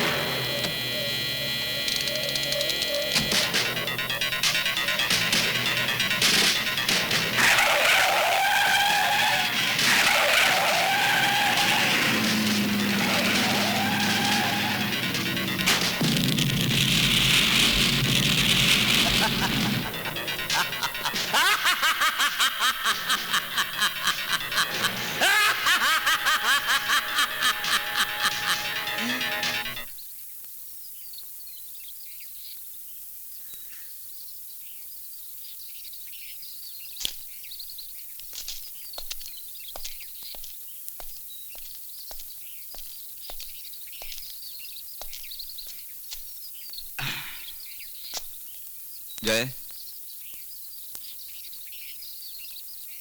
दादू वाघमारे जैसे शैतान से लड़ना दिन ब दिन मुश्किल लग रहा है। जिस आसानी से उसने जनार्दन पुजारी जैसे पुलिस ऑफिसर को बम से उड़ाकर अपना रास्ता साफ कर लिया हो, इससे उसके ताकत का अंदाजा लग जाता है। जय, मुझे अब तो डर लगने लगा है। इंस्पेक्टर जनार्दन पुजारी की मौत के बाद कहीं दादू का दूसरा निशाना तुम ना हो, क्योंकि तुम्हारी गवाही दादू को फांसी के फंदे पर लटका सकती है। जय दोस्त, मेरी बात मानो तो दादू के खिलाफ दिया हुआ बयान तुम वापस ले लो। लेकिन मैं ऐसा नहीं कर सकता। वो जिसे मेरी आंखों के सामने बेरहमी से मार दिया गया, वो मेरा भाई था, भाई। एक पुलिस ऑफिसर को बम से उड़ाकर वो समझता है कि वो फांसी के फंदे से बच जाएगा, तो ये उसकी भूल है।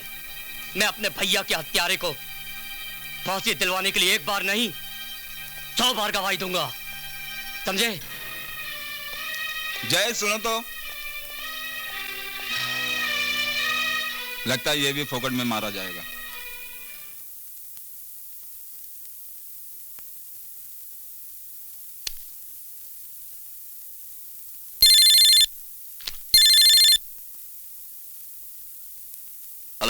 हेलो वकील साहब। हाँ बोलिए शर्मा जी, उस गवाह का कुछ नाम पता मालूम हुआ? नाम पता ही क्या वकील साहब, पूरी कुंडली भेजी है खान साहब ने। मैंने तो उसकी तस्वीरें भी भिजवाई है आपके पास। Just hold on.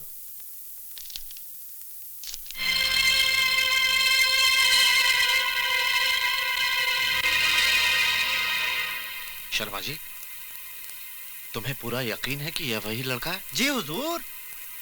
नाम जयदेव, मैकेनिक है, किसी गैरेज में काम करता है। और सबसे अहम बात तो यह है वकील साहब कि डॉक्टर दिनकर पांडे जिसकी हत्या हुई, ये लड़का उसी का भाई है। क्या?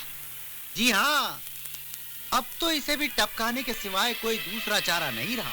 नहीं, ऐसी बेवकूफी मत करना, केस और उलझ सकता है। और वैसे भी जब तक मेरी बेटी के दिल में उसके प्रति नफरत पैदा नहीं होती, उसका जिंदा रहना बहुत जरूरी है। दादू भाई से कहना कि अब जो करना है मैं खुद कर लूंगा।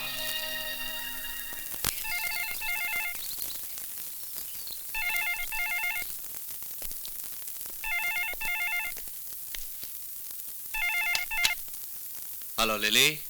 ओ वकील साहब, आप कहिए, अब किसके खिलाफ गवाही देनी है? इस बार तुम्हें गवाही नहीं देनी है, बल्कि किसी से प्यार करना है। भला मुझसे कौन प्यार करेगा? तुमसे कोई प्यार करे या ना करे, लेकिन तुम्हें किसी के साथ प्यार का नाटक करना है। प्यार का नाटक? अगर मैं इनकार कर दूं तो? तुम ऐसा नहीं कर सकती, क्योंकि तुम अच्छी तरह जानती हो कि तुम्हारे भाई का केस मेरे टेबल पर आ चुका है और चंद ही दिनों में उसकी मौत और जिंदगी का फैसला होना है। ठीक है, मुझे क्या करना होगा? तुम्हें बस अपनी मेज खोलनी होगी, एक तस्वीर उठानी होगी और बाकी तुम खुद ब खुद समझ जाओगी।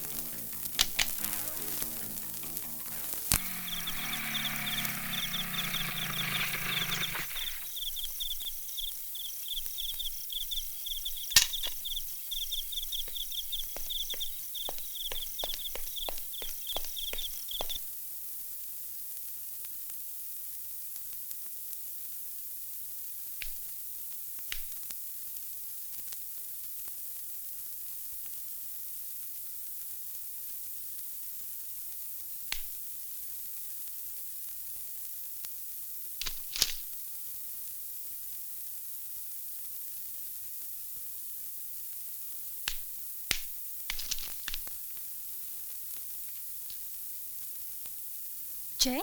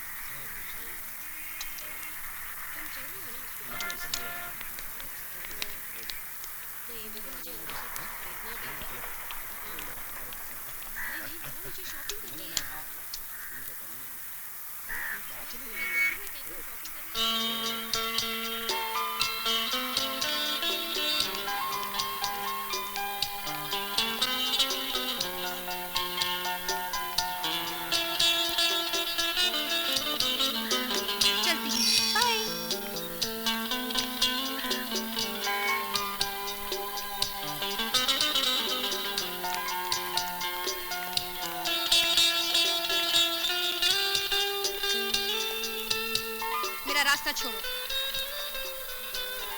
तुमने सुना मैंने क्या कहा? मुझे तुमसे नफरत है और आज के बाद अपनी ये गंदी सूरत मुझे कभी मत दिखाना, समझे? अरे जय, ये आज क्या हो गया इसको? क्या पता, समझ में नहीं आ रहा है इसकी नाराजगी की वजह क्या है।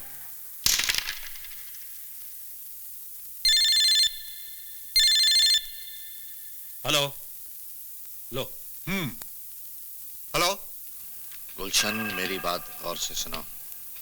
लिली ने अपना काम कर दिया, अब लिली का काम तमाम करने की जिम्मेदारी तुम्हें सौंपी जा रही। लिली का काम तमाम होते ही दादू भाई की मुश्किलें आसान हो जाएंगी। सब काम ठीक है वकील साहब, दादू भाई से कहना उनका काम हो जाएगा।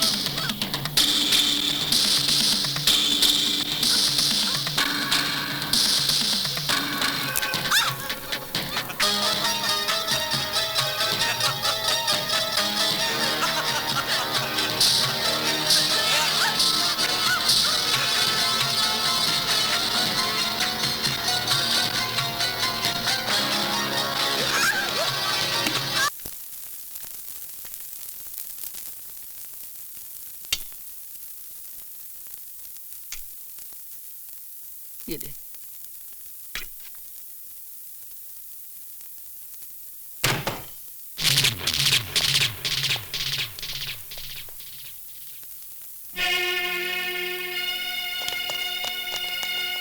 अरे ये क्या हो रहा है? अरे क्या कर रहे हैं आप लोग? क्या कर रहे हैं आप लोग?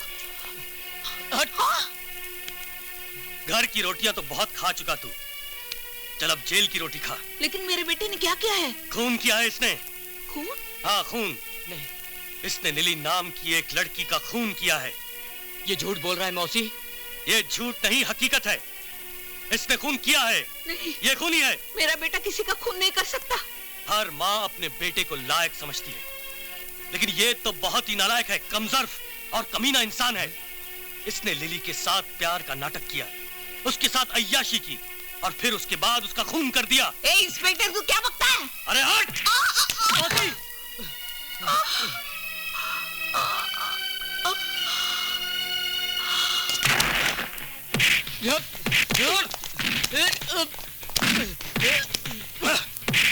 पुलिस वाले पे हाथ उठाता है।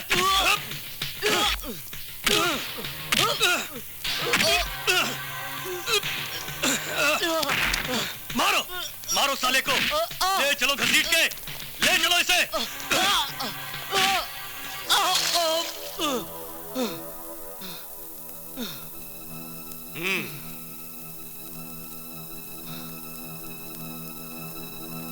अब तो बोल दे कि खून तूने किया है। मैंने खून नहीं किया है। क्या तूने नहीं किया है? खून तूने किया है? मैंने खून नहीं किया इंस्पेक्टर। मैं कहता हूं तूने किया है, बोल हाँ कि तूने किया है। नहीं बोलेगा? नहीं बोलेगा? बोल हाँ। मैं निर्दोष हूँ इंस्पेक्टर। तू ही दोषी है, तूने ही लिली का खून किया है। मैं जानता हूँ, ये बात कबूल करनी पड़ेगी, तुझे कहना ही पड़ेगा कि तूने ही लिली का खून किया है और यही सच है। नहीं बोलेगा? नहीं बोलेगा? मारो साले को। नहीं।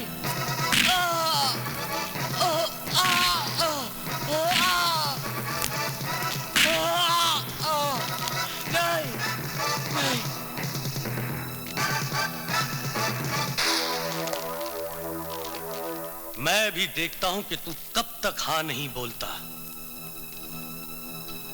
ये जुर्म तो मैं तुझसे कबूल करवा के ही रहूंगा। अदालत की कार्रवाई शुरू की जाए। योर ऑनर, मरहूम मिस लिली डिसूजा त्रिवेंद्रम से आई एक सीधी सादी लड़की थी और एक दिन अचानक उसकी मुलाकात मुलजिम जयदेव वर्मा से हो गई और पहली ही मुलाकात में वो मुलजिम को अपना दिल दे बैठी। लिली की जवानी, खूबसूरती और भोलेपन का इस हवस के पुजारी ने भरपूर फायदा उठाया और फिर वही हुआ योर ऑनर जो होना था। कुदरत ने अपना करिश्मा दिखा दिया। मुजरिम जयदेव वर्मा का पाप लिली के पेट में पलने लगा और जब लिली ने मुजरिम को यह बात बताई तो इसके पैरों तले की जमीन ही खिसक गई। इसे समाज का ध्यान आने लगा, अपनी इज्जत की चिंता होने लगी। इसने बच्चा गिराने के लिए कई बार लिली से जोर जबरदस्ती की, लेकिन लिली ने साफ इनकार कर दिया तो इसका माथा ठनका और एक भयानक षड्यंत्र का जन्म हुआ। योर ऑनर, मुलजिम ने मिस लिली को अपने षड्यंत्र का शिकार बना डाला। छत से धक्का देकर उसकी हत्या कर दी। मुलजिम ने एक नहीं योर ऑनर, दो हत्याएं की हैं, मिस लिली और उसके बच्चे की। ऐसे खतरनाक मुलजिम को जीने का कोई अधिकार नहीं है योर ऑनर।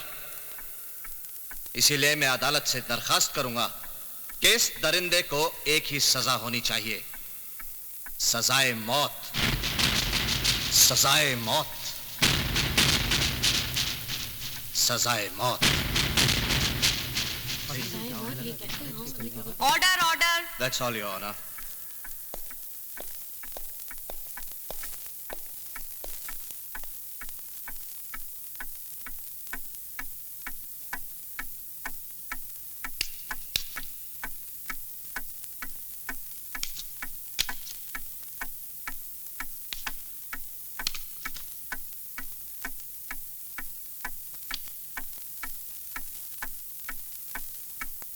गवाहों को अदालत में पेश किया जाए।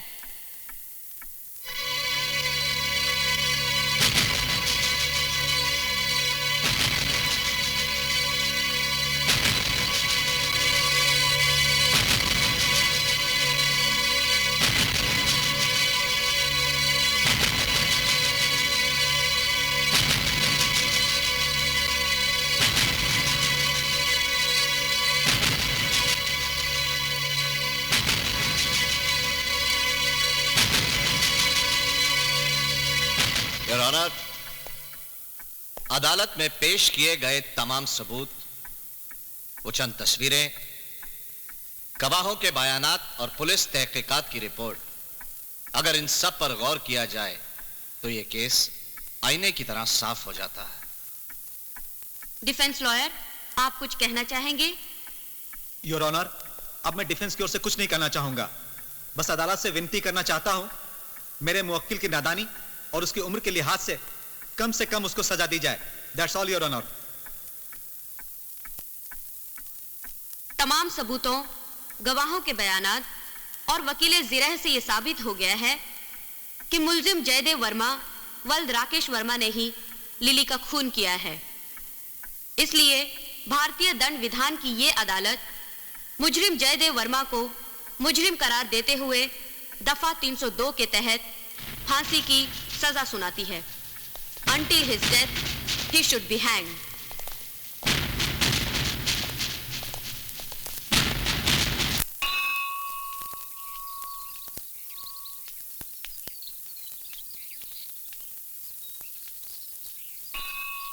अरे कृष्णा,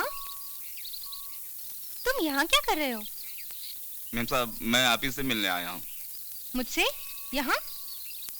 अपने पापों का बोझ हल्का करने के लिए मंदिर से अच्छी जगह और कौन सी हो सकती है मैम साहब? क्या मतलब? मैं जय के बारे में कहने आया हूँ। जय? हाँ। देखो कृष्णा, मैं जय के बारे में एक लफ्ज भी सुनना नहीं चाहती, प्लीज। वो बेकसूर है मैम साहब। उस बेचारे को तो इस षड्यंत्र में फंसाया गया है। आपको ये सुनकर यकीन नहीं होगा कि इस षड्यंत्र के रचयिता आपके पापा खुद है। मेरे पापा? कहीं तुम्हारा दिमाग तो नहीं खराब हो गया है? मतलब मेरे पापा ऐसा क्यों करेंगे? मेम साहब, वो नहीं चाहते हैं कि मामूली सा मैकेनिक उनके घर का दामाद बन जाए, इसलिए उन्होंने लिली की मदद से जय के प्रति आपके दिल में नफरत की भावना पैदा कर दी, और ये काम होते ही लिली को खत्म करवा दिया और इसका इल्जाम जय के सर पर मंडवा दिया। कोई सबूत है तुम्हारे पास? सबूत और गवाह तो मैं खुद हूं मेम साहब। आपके पापा ने जय के खिलाफ गवाही देने के लिए हमें मजबूर कर दिया। तेरी गर्दन मैं काटूंगा। कोई बीच में नहीं आएगा।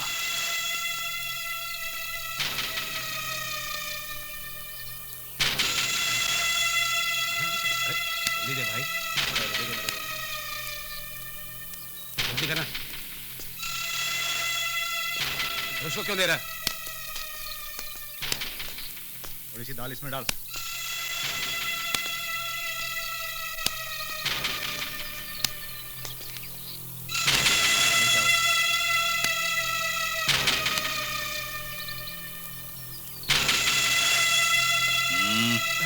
जा।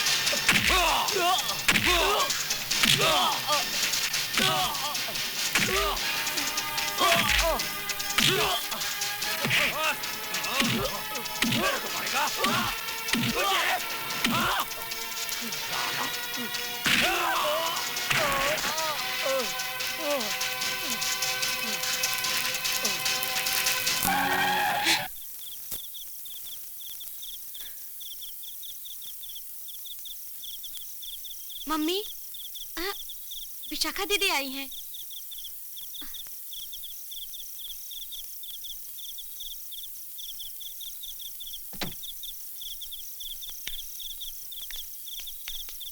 अरे विशाखा तू?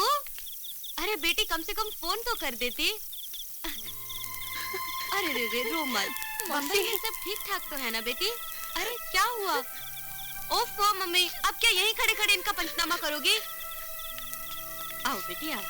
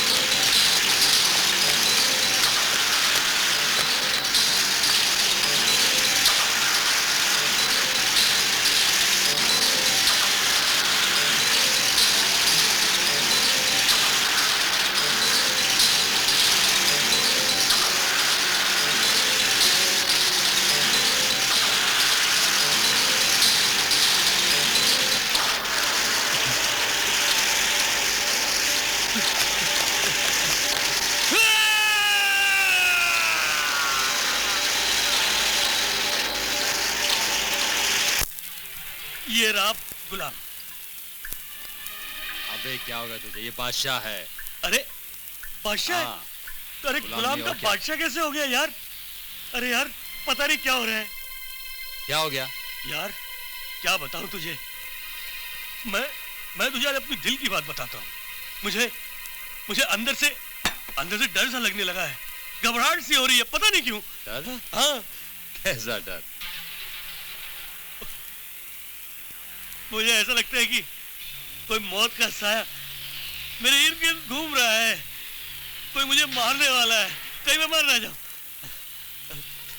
अब तू ही सोचना, मैंने इतनी दौलत, इतनी कड़ी मेहनत से कमाई है और ऐसी कमाई को ऐसी जगह छुपाया है कि किसी को भी पता नहीं चलेगा। और अगर मैं कहीं मर जाऊं तो मेरी कमाई हुई दौलत का क्या होगा यार? अबे नाटकबाज, अपनी हराम की दौलत को मेहनत की कमाई बोलता है? साले नाटक करता है। चल ताशा, उठा उठा उठा, चल ले, उठा उठा। अरे ताश का खाक खेलूंगा। देख दरवाजा, देख दरवाजा में खटखटा रहा। जा तू जाके देख, मौत का साया तो नहीं है? अरे तुझे कुछ नहीं होगा, मैं हूं ना। अबे जाना, खोलना, कुछ नहीं होगा। अबे जाना। जा रहा हूँ। कहाँ यार, मौत के सामने भेज रहा है मुझे यार। जा रहा हूँ भाई। कौन है? हाँ?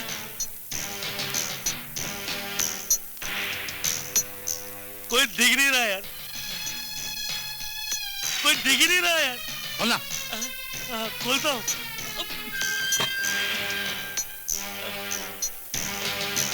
भाई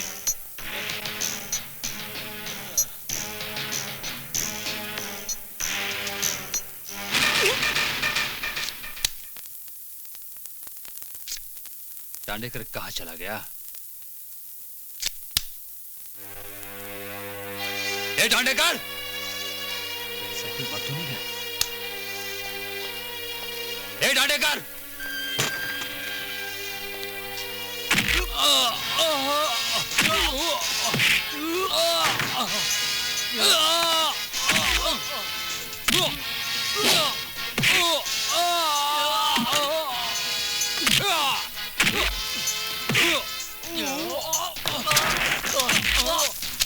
छोड़।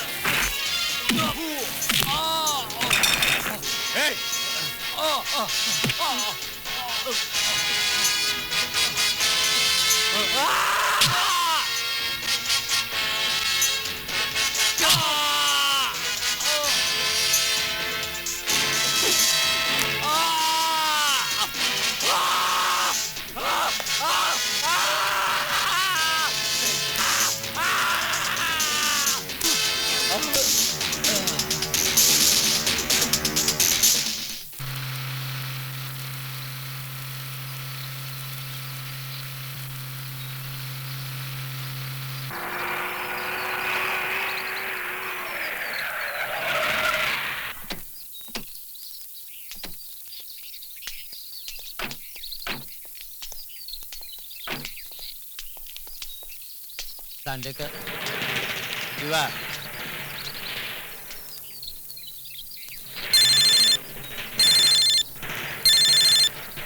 हेलो। दादू भाई, अपने वफादार कुत्तों की चिता को आग नहीं लगाओगे? कौन बोलता है? मैं वादा करता हूँ, तेरे वफादार कुत्तों की चिता ठंडी होने से पहले मैं तेरी चिता जला दूंगा। मैं तेरे को पहचान लिया है। मेरा नाम जानता है ना तू? दादू वाघमारे मेरा नाम है। मेरे 2-4 आदमियों को मार के तू अपने आप को 30 मार खान समझता है? हिम्मत है तो बाहर आ बाहर। किधर है तू? तुम लोग खड़े खड़े मुंह क्या देख रहे हो? एक बाटला दारू पी के 4-4 मुर्गा खाते हो। जाओ चारों तरफ से घेर लो।